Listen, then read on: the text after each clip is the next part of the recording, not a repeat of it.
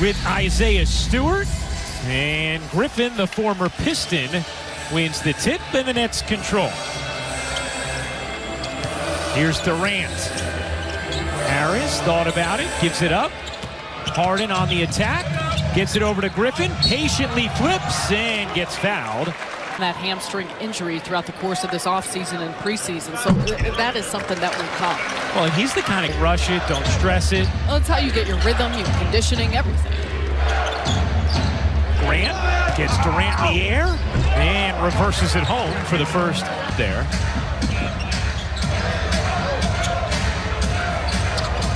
Durant on the attack, off one leg, gets the roll, and the first basket of the game is brought to you by third in the NBA in points per game as Hayes serves it up and in off the window. And that's where Killian Hayes is in the paint, and they're quick in their recoveries as well. So for the Nets, they may have some open three-point shots, but nice to collapse them in early. Harris mid-range is good.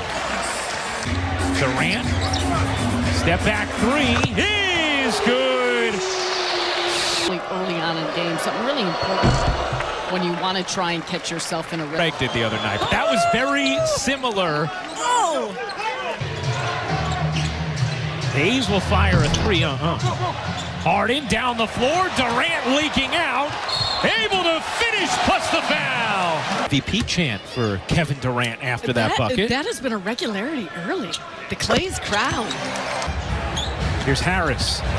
Driving in and finishing beautifully off. It makes it so much easier for Joe to get ahead on that one. Saddiq Bey hits the jumper, cutting into what was an 11-2 Nets. Mills turns the corner, finds Griffin. Harris, corner, got it. Even despite more threes being shot per game than ever before in NBA history. So I ask you, Sarah, as Jeremy Grant finishes in the paint, why do you think the three-point shooting percentage has been so much lower to start this season? Well, I'm going to steal some of what Dwayne Casey talked about earlier when we had heard from him and was asked the same thing. And he said there's so much switching 1 through 5 that it doesn't allow as clean and open of three-point looks. I also think the fact, and our great friend Tim Capstraw brought this up. Oh, Durant nearly got it to drop.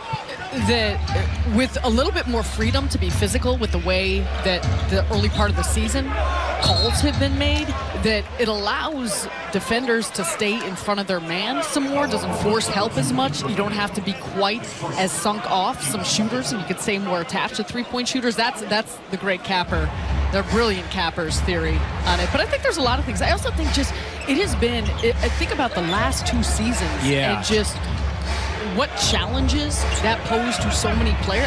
I'm curious just at the early part of this year how everyone is coming back. We've seen some teams still working your way into condition. That factors into your legs and three-point shooting. So I think there could be a lot of things across the board. I think Saddiq knew we were talking about the poor three-point shooting numbers, and he obliged there by We've seen a lot of air balls. We've seen a lot of air balls throughout the course of this early part of the year. Nets have shot it well in this opening quarter. Harden throws it away. Hayes the steal. 7th pick of the 2020 draft. Kicks to the corner. Grant, catch, fire. No.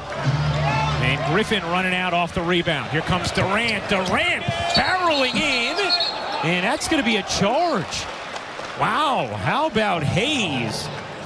Able to draw the charge. That's a really nice job by Hayes. Gets to the spot, and watch how quickly he squares up and stops and waits. And Durant didn't even say anything. He turned and walked back the other end of the court. But this is a really nice play by Killian Hayes of his awareness. And that's an aspect of his game that he brings to the table, what he does defensively. I know they're still waiting for his outside shooting and just consistency of his shot to continue coming along, but we saw how he can get downhill defensively as well. He's someone who's really smart and has great instincts.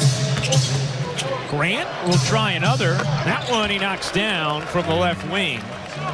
Sarah talked about it. Grant has been off to a cold start shooting from 3 to begin this season, just 26%. He's a 35% shooter from 3 in his career.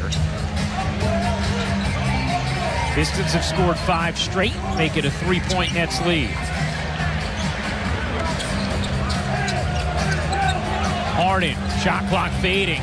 Harden has to put it up and connects.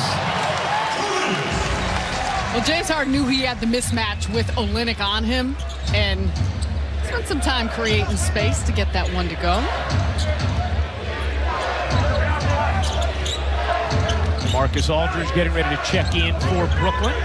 Olynyk finds the cutter. Josh Jackson gets rejected. The follow won't go. And it's Jackson after an outstanding defensive effort by Blake Griffin. And watch the end here. Does Blake get, smacked in the face. Across the neck in the face off that. Nice job, though, with the pursuit. And that's, we talk about the points of emphasis for Brooklyn in areas that they're really looking to clean up. And, of course, the defensive glass is one of them. Been hurt on that in a variety of occasions. I thought Michael Grady asked a great question after the game the other night. He said, what's that next kind of hill you guys are trying to get over, the next hurdle you're trying to climb? As Aldridge twists into the mid-range jumper. Yeah, that's why he has 20,000 plus points. Beautifully done from Aldridge. But James Harden's answer, Sarah, was cleaning up the defensive glass and turning it over less. Those are the next two things that need to be addressed for Brooklyn. Well, because it's all about extra possessions. And think about how many extra shots and extra possessions opponents have gotten. And when you even that out, it makes such a huge difference. Aldridge had 21 the other night in the win. Durant trying to get it to him. Nice hands.